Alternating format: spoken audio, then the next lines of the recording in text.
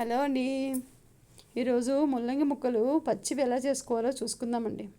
దానికి కావాల్సిన పదార్థాలు: ముల్లంగి ముక్కలు, ఉప్పు,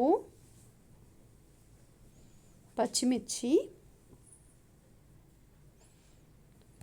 ముక్కలు చేసుకున్నామండి, పసుపు, కారం పొడి, వాము, ముల్లంగి ముక్కలు అవి రెడీ చేసుకున్నామండి. ఇప్పుడు ముల్లంగి ముక్కల్లోని పసుపు వేసుకోవాలండి. పసుపు తర్వాత పచ్చిమిర్చి వేసుకోవాలి, ముక్కలుగా కట్ చేసుకొని వేసుకోవాలండి. నెక్స్ట్ ఎండు కారం ఒక 2 స్పూన్లు పడుతుందండి.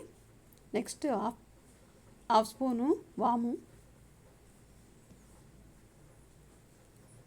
నెక్స్ట్ నిమ్మరసం వేసుకుంటామండి.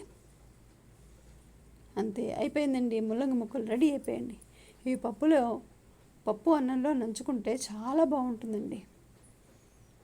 ముల్లంగి ముక్కలు చాలా ఒంటికి శ్రేష్టమైనవండి, ఆరోగ్యానికి మంచివి. Subscribe to my channel.